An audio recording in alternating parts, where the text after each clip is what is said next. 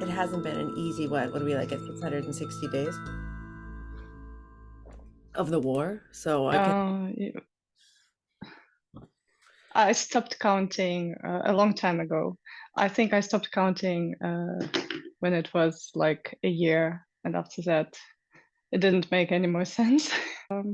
But you're on social media, and I know you post about life in Kiev and life in Ukraine during the war. Are you surprised? Because when you post in English, uh, your videos reach new people. Are you surprised with how they react to your videos?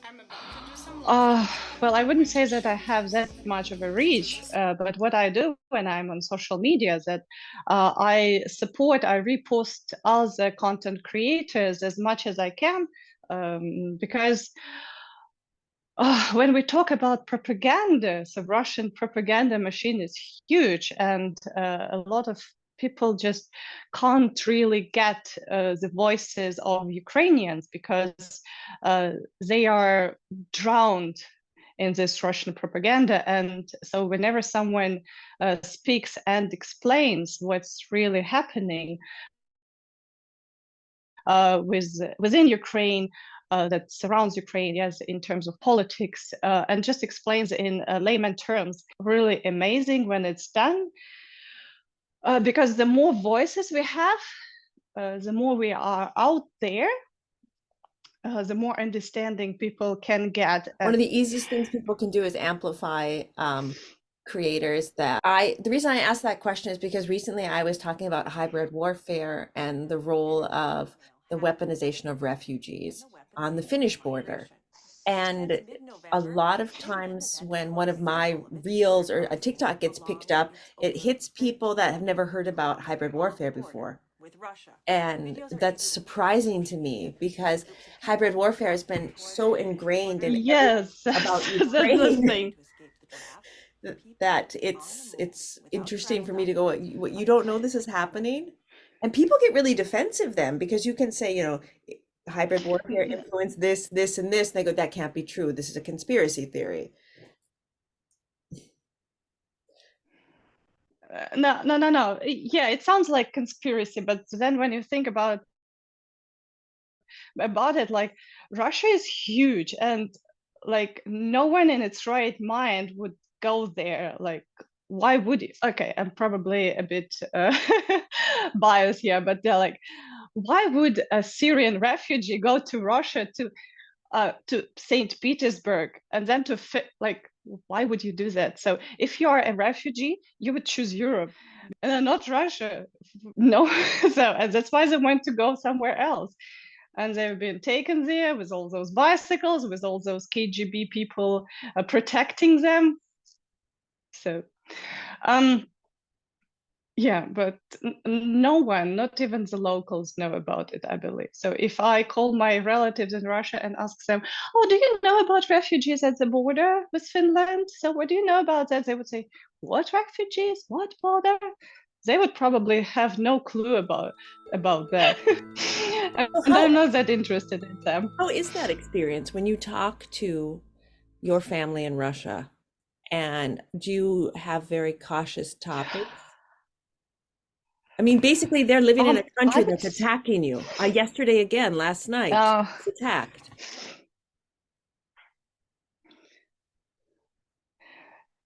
yeah, well, I would say that I'm almost no contact with most of my family, and like all my relatives are from there. So my grandparents, my parents, all my siblings are there. So I'm the only one who's Ukrainian. Um, and so the only person that I'm talking to from time to time is my father, which is surprising. And I'm so glad that he is like on the right side. At least I could explain to him what's actually going on, and he understood. At least he's there for me, which is really nice. Yeah, so I really appreciate that. Like as for me, for my family, we've switched to Ukrainian language when our war in February started, and we've been speaking Ukrainian all this time. out somewhere in schools, public places, and at home as well. It hasn't been an easy process because Russian is my native language. I was born in Russia. I was raised in a Russian-speaking Donetsk, yes. So, and even Kiev was a pretty much Russian-speaking city. But now I am so happy to understand that I feel ashamed. Yes, I feel bad when I have to speak Russian, like with my father. And when he calls me and I'm somewhere outdoors, I'm like, okay, I'll call you back. I'll call you back. I just don't want to be spotted speaking Russian in the streets because. So can you imagine what this war has done to us? Yeah. Born in Russia, yes, being Russian by blood, yes, so, but I am Ukrainian. I feel Ukrainian, yeah, and Yeah, and okay, language has so much to do with identity. This is part of a yeah, big shift that's happening because it's not just your family, is it? yes, that's true. And you never really notice this identity issue when you are in the language. Yeah. So, like right now, I've been noticing so many interesting things that I haven't seen before. Like we all praise uh, Pushkin, yeah, at least used to. Yeah. And so there's his poems and even fairy tales. And I accidentally came across his book, yeah, because I was cleaning. I was actually taking all the Russian books away from the house, and I found one. Somehow it got lost on the bookshelves. I opened it because I was like, yeah, so that's what I've used to read when I was a kid. And I started reading it again. And I was so shocked, like, no way I was reading that and I was accepting that because it's got so much of you know, ingrained patriarchy in there, and those Tsar ideals. I don't know, like a lot of things that you are now confronting as a grown-up person. And you're like, no way, no way we were reading this, and no way we were accepting this. And even though Ukrainian literature, yes, so Ukrainian when we were at school as school children, we really were like, oh, it's so upsetting. Why can it be funnier? Why can't it be Ukrainian literature more of an enjoyable reading? Yeah. But when you now, as a grown up, learn more about the history, you now look at this literature and think, okay, not enough suffering in this book, not enough. It barely covers what was happening to those people. Yeah, just in like 2, 3 words. Yeah, so there was so much more underneath that we just don't see. And Do you think I that do you think that was to evade censorship though? Because those three words might have acknowledged what has happened, like if you know, you know, and then otherwise it allowed the book still to be in circulation. Yeah, so censorship for sure. You've probably heard of painter Kazimir Malevich, who was I always believed he was a Russian painter. I thought that's uh, but he was a Ukrainian painter, and he had some paintings that were dedicated to Holodomor. And so 1932, 1933. I never knew those paintings existed until now. And in the Soviet times, they were dated earlier than the 30s. They were dated earlier so that there would be no connection with the famine. So, like history was twisted to such an extent that it's going to be a really hard work to unveil the truth. It seems like November, especially this year, but November in general in Ukraine is a time to look back and also to look forward. You mentioned that, I believe it was last year that President Zelensky actually changed the Christmas celebration, and that was to make the Ukrainian Christmas dates match Europe's. Uh, and Yeah. Fourth Saturday in November each year is Holodomor Remembrance Day. And this year it was also November was the 10th anniversary of the Maidan. And 10 years ago, you were still in Donetsk, weren't you? Yeah. So I left Donetsk in May 2014 with a tiny luggage and a kid. Yeah, I had nothing with me. Like sometimes I go back to the time, shares this, maybe you'll have some more insight in what was happening. So I want to go a little bit more back than 2014 to the year 2013. So I was trying to write my PhD in Simferopol. So I went there on a regular basis. So, Like a okay, bit, so you're saying all of the cities that people only know now from like encircled by Russian troops in the spring. So Simferopol is where you were working on your PhD, and then you decided it's not right, a good fit. yes, yes, yes. So like I was there. So this city always very welcoming. So I know some people hate it, but I loved it. But it felt weird. So you know when you see people who do not fit. So like it's a very strange situation. Like you kind of know this is the same city, but you don't recognize it anymore. Yeah, like it's a feeling. It's just a feeling. So I had it that autumn. Yeah, and then Crimea was occupied at winter. I came to Donetsk in March. No, April because it was my daughter's birthday soon, and I had to figure out my work stuff because when the kid is 3 years old, that's when you are supposed to go back to work.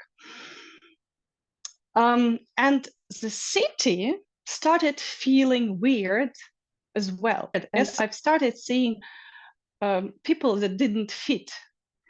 And my boss, when I came to her and said, okay, we just came here, my daughter is 3 and I haven't figured anything out. I need a kindergarten for her. I need lots of stuff. And this was like almost the end of this school year, students here. I worked at the university. Like, do you really want me to go back to work?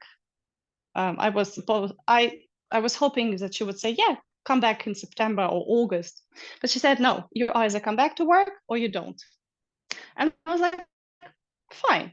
I just took my documents, I left work. And I think that she somehow already knew that something is going to happen, like some rumors or something. And she just like pushed me to the right decision so that I took this right decision. And she made it easier for me to leave my home city and move to Dnipro. Mm. Yeah, so like you start seeing wrong people, yeah, so that do not fit the picture. And what you mean by that is Russians were already coming into the city to prepare because in the spring of 2014, I mean, that's when the real movement started in Lugansk and Donetsk to first they were calling themselves breakaway republics, and now years later, even Putin admitted that it was he that was instrumentalizing and orchestrating the whole thing. And Well, now Donetsk what's has left? always been very modern, so like beautiful, modern. It didn't have very much, too much of a history. Like it was really new, yeah. But it was an industrial, modern, quite vibrant city. Um, okay, one more story for you Yeah. about Donetsk. So in 2018, I had to go back to Donetsk because my grandfather died and I need to arrange the documents and like all this stuff. We came to Donetsk, it was still beautiful, blooming, like lots of roses. But when you look at it, you see those roses that were planted during Ukraine. And then there was this building where I took dancing classes when I was a teenager, and all the windows are blown out. And you understand that, like, really violent military operations Russians took place in 2014. And right now, in 2018, it's relatively calm. And they couldn't have put in new windows. They were still broken, and there were still like kids going there to have their classes. And this was some kind of, like a little thing, yeah, a nuance. So they're not there to build. They're only there to exploit and ruin and create destruction. They're not there to create, and they don't do it. Russians are not coming here to create. They're coming here to kill, destroy, and plunder. I don't know. That's it. That's the main goal they have here. Nothing else. No one is going to protect the Russian-speaking people. They don't care for them. I don't really think they care for any kind of people. Yeah, but this is just a tiny example. Mm. In February 2022, did you pack a little suitcase again and leave for a while? It was a little bit different. So I had to. So I had our stuff, like clothes and things, and then also I packed a lot of memorabilia. So I had some pictures that were sent over to me from the Netsk, well, long ago, that were still black and white of my grandparents. And I had them stacked there because I knew I didn't have electronic versions of those. Just back because okay, I can't lose them. I can't lose them now. And you know that a lot of people have lost everything, and those memorabilia, if you say, yeah, so those are those things that you cannot get back. Yeah, you can buy a new house, a new car, new stuff. Yeah, but those things, the memories, you cannot. So, for example, I have an acquaintance, and she says in Mariupol, yeah, we gave our laptops to repair them. Yeah, and we never got them back, and all our pictures were there. Of course, you can't compare that to losing life. Yeah, so people die all the time, but those are things that we cannot get back. And you only went away from Kyiv for maybe 2 months, 3 months? It was a month. So basically, we decided to leave Kiev for the reason that's a funny reason. Um, so when war started, all the shops were completely empty. When you have those shelves that are completely empty, there is nothing there. And probably the only things that were left were like cakes. Yeah, so some things that no sane person would just take because no one needs cakes at such time. I was really happy I got a last bag of diapers because Max was still very little and I needed them desperately. And then it was like a really huge problem with food. I remember the day when we first got bread and we brought it home and my kids were eating it as if it was chocolate. They were like putting it into their mouths because they haven't seen it for like a week. I was like, okay, I'm not gonna cry. I'm not gonna cry. Yeah? Seeing my kids eat bread like this. And so we decided that we probably don't need to put that much strain on the city that's already suffering that much. And we're not doing anything helpful. So we decided to leave. Yeah. But then we came back after about a month and the situation was much better. Well, to some extent. I'd say that right now the situation is more like pre-war, even pre-COVID. Yeah, like everything is fully operational, public transport, shops, some educational institution, like kids go to schools and there are kindergartens that are working already. So everything is like it should be in normal life, but with nuances, yeah, such as air raid alerts and the stuff, yeah, and like shaheeds flying at night, and not just at night.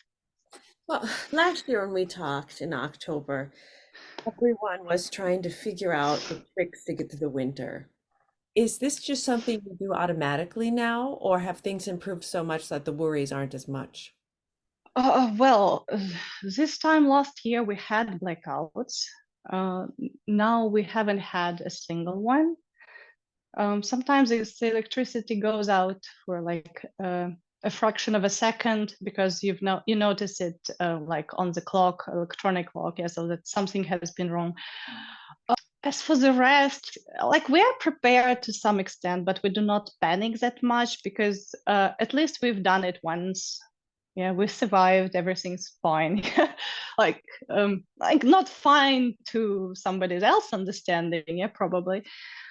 You talked about how things are almost normal with some nuances, but each day you said your kid's out of the house. And Um, how is yeah. that? So when there is an air raid alert, so like personally, me and my husband, we don't go down to the shelter. Like the most we will do is we'll go to the corridor. Yeah, so like away from the windows, because if glass breaks, yeah, so there will be cuts and bruises. But when the kids are at school or in kindergarten, they go downstairs, they go to the basement, they go to the shelter. So they are safer there, to be honest. So you can say that it is relatively safe.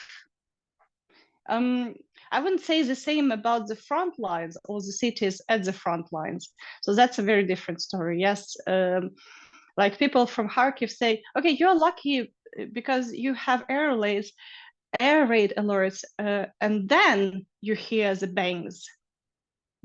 With us, it's the opposite. Yeah, so we hear the bangs, and then the air raid alert starts, yeah, because they're so close to the border.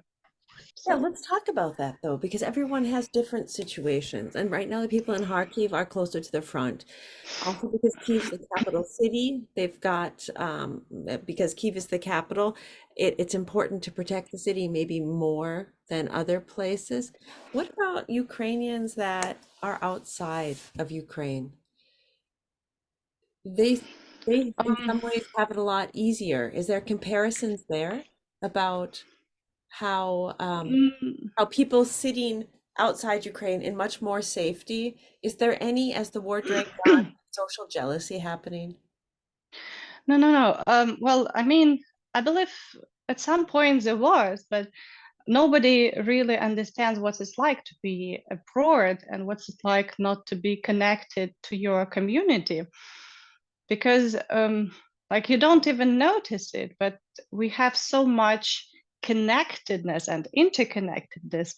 Like, I don't Google for the right doctor for my kids. I just go and ask someone. Yeah, like, hi, I have this and this problem. So do you know someone, yeah, that may be of some help for me? The people that are abroad, they don't have this community. They don't have those.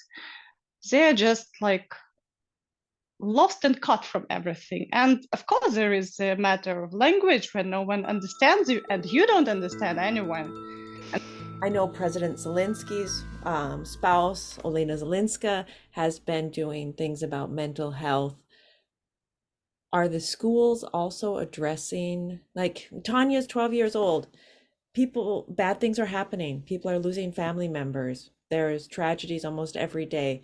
Are the schools addressing these things, or are they just pushing through because it's necessary? Well, the question of mental health is a burning issue in Ukraine. It hasn't been well. I'd say that before war, yeah, I'd say that before war, it has never been that public. It has never been that much discussed. Like because there was no tradition of mental health being taken care of. Um, I wouldn't say that much is done about it. Like people mostly look for support individually. So I But did I'm I'm sure it depends on the person. Do do the people from the front, do they talk about things? Do they not want to talk about it? Yeah. Well, we have one person like whom we know personally. Uh, like he fights on the front lines, and you know, so there are some things that you can never like truly understand. I mean, that's why I probably understand Europeans and other people who do not completely comprehend what it's like to be in Ukraine or Ukrainian. Like, if you haven't been through this, you will never understand it. If you haven't been to the front lines, you will never understand. Yes, if you're not a wife of a military person, you will never understand it. Like I pray every evening and I pray every time that I can that everyone comes back home safe and sound and everyone is where they should be with their families. But there's no way we can understand them. Mm-mm. So you just have to experience it, and I hope no one, no one ever has to experience this because it's horrible. From time to time, I think about it, but then I believe I tell myself, okay, you can manage, everything's fine, everything's under control, or something like, okay, I'll deal with it after war. I'm not sure. Or is it someone needs it more than I do? Yeah, because in Ukraine we tend to compare the sufferings. Yeah, and when And well, how about with your kids? Have you noticed? I mean, um, let, let's talk about your 12-year-old. First of all, being 12 is never easy. I would say that they are tougher that that what we think they are. I think that the thing that they can themselves do something to support the army. So like they have fairs where they sell some stuff and gather money. And they're so proud. Like my son was like, we gathered 2,300 grivnas. No, not 300, 303 grivnas. And he's so proud of that. He's so happy about that. So like he's 7. He's happy that he can do something to support his country, to support his army. Same for everyone else. Yeah, so like it helps. The Like problems with still ongoing corruption in Ukraine are reported on outside Ukraine. And when your family's making sacrifices of time or financial resources to support things, and then you hear about corruption in the military, corruption in food distribution, is this why you choose to do these smaller projects where you can that are very transparent? um okay, so let's be honest. So I have thought about this question of corruption a lot. And so,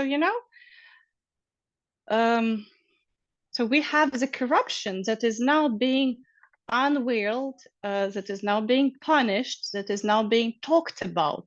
Yeah. And like people, like ordinary people now tend to keep an eye out for things that are not going the right way. Yeah, because before that, before war, we had the corruption that was hushed and no one talked about. Yeah, so like everyone knew it existed. Yeah, but we didn't discuss it. So I believe that we are at least heading in the right direction. Yeah, so of course there's way too much to do. Yeah, so there's still a long road ahead of us. But this is already a good sign. Of course there is corruption and there are a lot of really upsetting things that are very hard and depressing, that are very hard to deal with, but it's changing. Yeah, so some people say, we are so stuck in this Soviet way of thinking. No, we are not. The Soviet way of thinking would be, okay, there is a problem, but I'm not going to deal with it because it's not my problem. But right now we see, okay, there is a problem and this is my problem and I'm going to deal with it. Is So there anything that you'd want to tell people in Russia? we as a nation tried telling that at the beginning of war, and we did our best. Yeah, like we tried, we did. Right now, no. Um, you can't make them listen if they don't want to listen. I have somewhere a letter that my grandmother received from her sister. So one was living in Ukraine and the other was in Russia.